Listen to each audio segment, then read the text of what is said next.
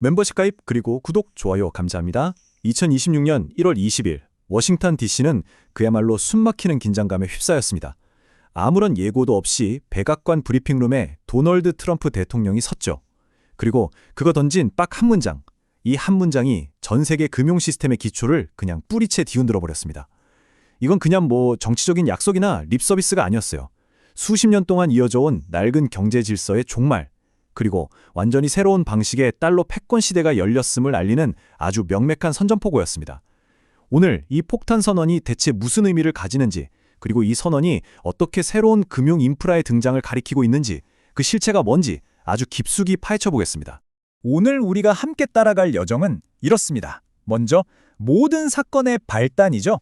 트럼프의 폭탄 선언을 아주 상세하게 뜯어볼 거고요. 그리고 이 선언이 왜 기존 달러 시스템을 해치한다는 뜻인지 그 근본 원리를 파헤칠 겁니다. 다음으로 낡은 시스템을 대체할 새로운 달러 패권, 달러라이제이션이 뭔지 알아볼 거고요. 이 거대한 전환을 위해선 어떤 차세대 인프라가 필요한지 그 조건들을 하나하나 짚어보겠습니다. 그리고 이 모든 조건을 만족시키는 유일한 통합 시스템을 찾아내고 마지막으로 이게 금융의 미래를 어떻게 열어갈지 그 거대한 그림을 함께 완성해 보시죠. 자, 모든 이야기의 시작, 바로 2026년 1월 20일입니다. 이날 트럼프 대통령이 예정에도 없던 브리핑을 열어서 전 세계를 향해 중대 발표를 시작했어요.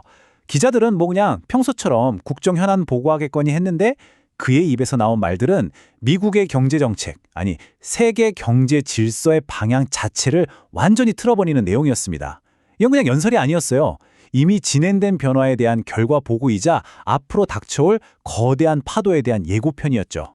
그리고 바로 이 순간 역사에 기록될 한마디가 터져 나옵니다.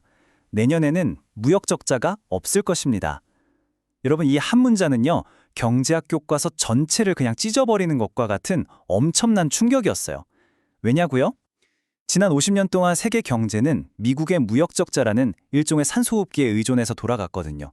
전 세계에 달러를 공급하는 유일한 파이프라인을 아예 잠가버리겠다는 선언인데 대체 이게 무슨 의미일까요? 그런데 여기서 가장 중요한 포인트가 있습니다. 이게 그냥 미래에 대한 막연한 약속이나 희망사항이 아니었다는 점이에요. 트럼프 대통령은 이 말을 하기 위해서 아주 명확하고 구체적인 숫자를 손에 쥐고 있었습니다. 그의 발언은 이미 상당 부분 이뤄낸 성과를 바탕으로 한 자신감 넘치는 결과 보고에 훨씬 가까웠다는 거죠. 그가 제시한 핵심 근거는 바로 이 숫자, 마이너스 62%였습니다. 이게 뭘 의미하냐면요, 정말 엄청납니다. 그가 연설하는 그 시점에 이미 미국의 무역 적자가 62%나 줄었다는 개념 증명, 그러니까 이거 봐라, 된다라는 걸 이미 끝냈다는 겁니다. 다시 말해 무역 적자 제로는 불가능한 꿈이 아니라 이미 성공적으로 진행된 프로젝트에 너무나 현실적인 다음 단계일 뿐이라고 전 세계에 공표한 셈이죠. 이 경제선언에 힘을 실어주기 위해서 그는 다른 분야의 성과들을 마치 퍼즐 조각 맞추듯이 하나씩 보여줬습니다. 문 닫기 직전이었던 미시간 포드 공장이 이제 24시간 풀가동되고 있다. 이거야말로 제조업 부활의 상징 아니겠습니까? 인플레이션도 없이 수천억 달러 세금을 걷어들인 관세 정책의 성공, 다른 선진국 수준으로 약값을 확 낮춘 최애국 대우 협정, 그리고 워싱턴 DC나 시카고 같은 주요 도시의 범죄율이 25%나 뚝 떨어졌다는 발표까지, 심지어 2020년 선거가 조작됐다는 새로운 수치적 증거까지 제시하면서 국가 시스템 전반에 대한 통제권을 되찾았다고 과시했죠. 이 모든 게 바로 무역 적자 제로라는 경제 대전환을 선언하기 위한 아주 잘 짜인 배경이었던 겁니다. 자, 그럼 여기서 우리는 가장 근본적인 질문에 부딪히게 됩니다. 아니, 대체 세계의 기축통화국이 어떻게 무역 적자 제로를 달성할 수 있다는 말일까요? 전 세계 공장이 돌아가도록 달러라는 피를 공급해야 하는 심장, 바로 그 미국이 달러 유출의 가장 큰 통로인 무역 적자를 완전히 막아버린다면 세계 경제는 어떻게 되는 걸까요? 이건 기존 경제학의 상식을 그냥 송두리째 뒤엎어버리는 거대한 패러다임 전환을 예고하는 질문입니다. 이 엄청난 미스터리를 풀 열쇠는요, 우리가 수십 년간 너무나 당연하게 생각해왔던 낡은 금융 시스템, 그 심장부에 있습니다. 이 시스템이 어떻게 돌아갔고 왜 이제는 해체될 수밖에 없는지를 이해해야만 새로운 미래가 보이기 시작합니다. 우리는 지금 트리핀 딜레마의 공식적인 종말을 목격하고 있는 겁니다. 트리핀 딜레마, 말이 좀 어려워 보일 수 있는데 아주 간단히 말하면 이거예요. 기축통화국이 짊어져야 할 숙명 같은 겁니다. 달러가 전 세계의 공용화폐로 쓰이려면 미국은 다른 나라들이 달러를 손에 쥘 수 있게 끊임없이 달러를 해외로 내보내야만 해요. 그 가장 확실하고 규모가 큰 방법이 뭐냐? 바로 다른 나라 물건을 계속 사주는 것, 즉 무역 적자를 일부러 유지하는 거였습니다.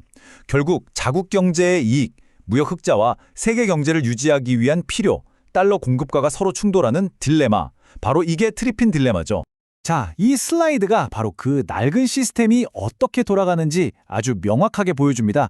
정말 흥미로운 구조인데요. 첫째, 미국이 막대한 무역 적자를 감수하면서 전 세계 상품을 수입합니다.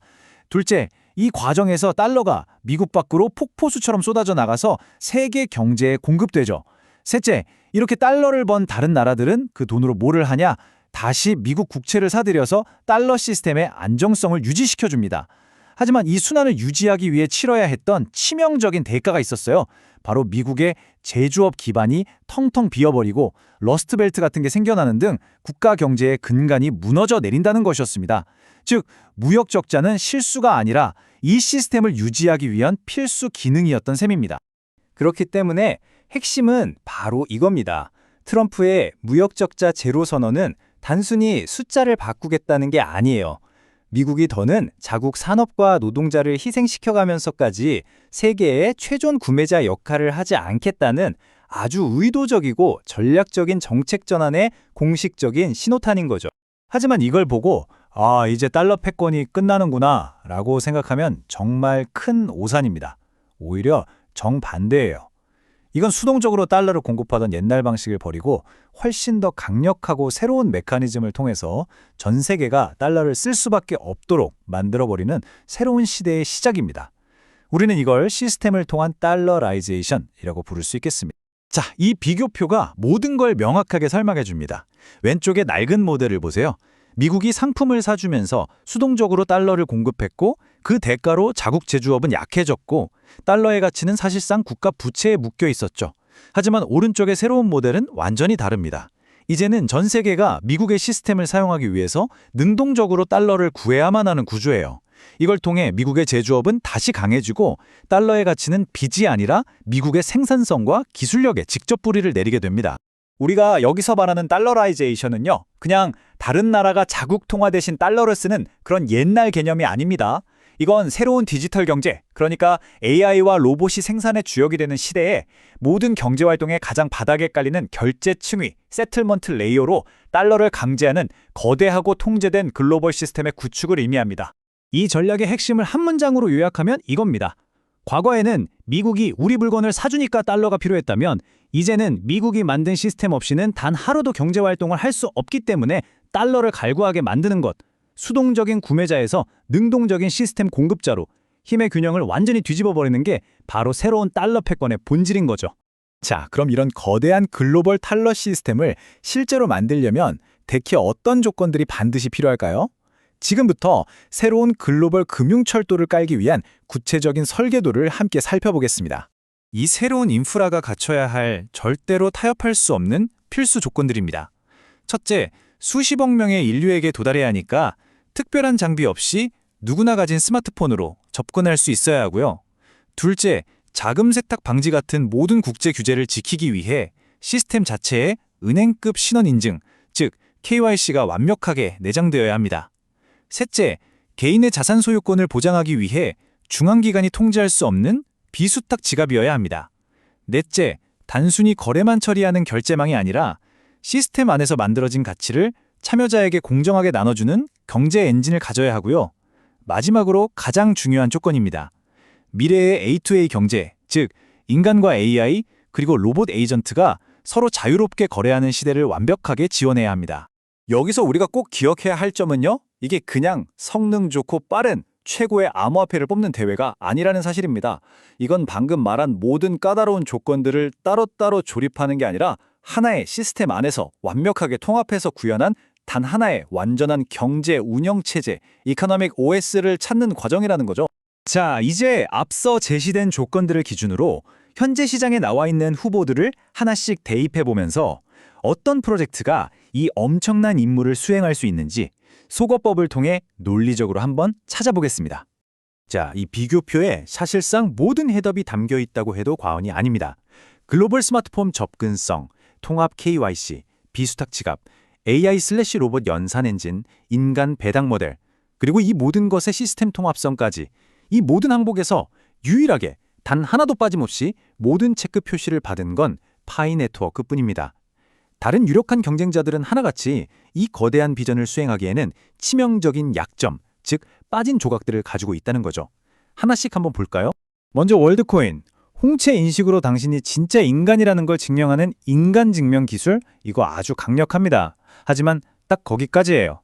그 시스템 안에는 AI와 로봇들이 만들어낸 경제적 가치를 계산하고 그걸 증명된 인간들에게 다시 나눠줄 경제 엔진 자체가 없어요.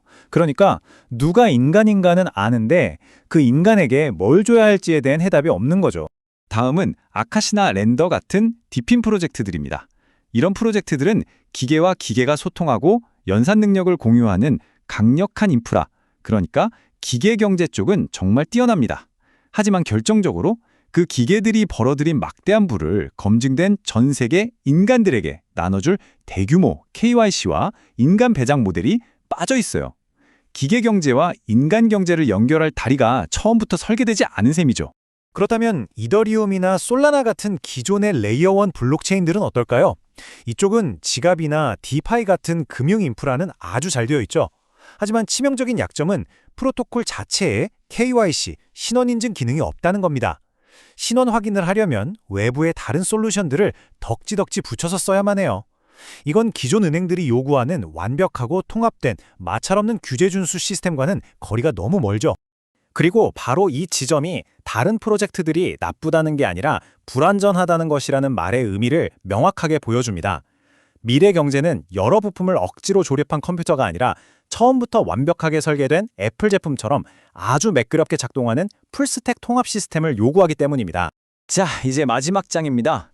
이 새로운 인프라가 어떻게 처음부터 낡은 전통금융 세계와의 연결을 염두에 두고 설계되었는지, 그 누구도 부정할 수 없는 결정적인 증거들을 통해서 금융의 미래가 어떻게 시작됐는지 확인해 보겠습니다.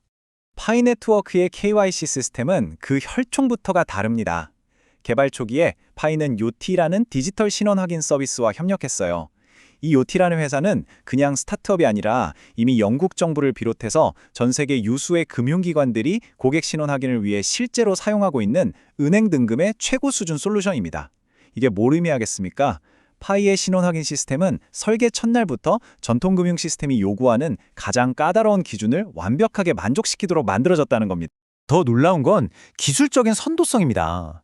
파이는 이미 수년 전부터 수백만 명의 사용자를 대상으로 AI 기반의 라이브니스 체크, 그러니까 스마트폰 카메라로 실시간으로 진짜 본인인지 인증하는 기술을 대규모로 구현했습니다.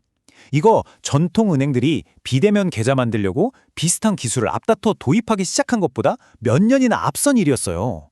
이건 파이가 미래금융의 표준을 그냥 예측한 게 아니라 먼저 만들고 검증까지 해왔다는 강력한 증거죠. 이 차트가 지금까지 우리가 이야기한 모든 것을 한눈에 요약해줍니다. 은행 수준으로 검증된 신원, 개인이 완벽하게 통제하는 지갑, 수십억 명을 연결하는 글로벌 결제망, 그리고 AI와 로봇이 만들어낸 부를 분배하는 기계 경제 엔진까지, 이 모든 필수 요소들이 따로 노는 게 아니라 하나의 완전한 전체를 이루는 새로운 금융 스택이 바로 이것입니다. 최종적으로 파이는 기존 은행 시스템의 경쟁자가 아닙니다. 오히려 그 반대죠. 전통 금융기관들이 수많은 규제 장벽과 기술 문제 때문에 들어오지 못했던 미래에 A2A 디지털 자산 경제로 모든 법적 요구사항을 완벽하게 충족시키면서 안전하게 진입할 수 있도록 이미 완벽하게 닦여 있는 준비된 고속도로인 셈입니다. 이제 마지막 질문을 던져봅니다. 이 새로운 글로벌 인프라가 월스트리트로 대표되는 전통 금융의 막대한 자본과 만나는 바로 그 순간, 과연 누가 미래 가치의 흐름을 진정으로 통제하게 될까요? 미래 글로벌 경제가 달리게 될 이 새로운 철도를 통제하는 자의 힘은 과연 어디까지일지 우리 모두 깊이 생각해 볼 문제입니다.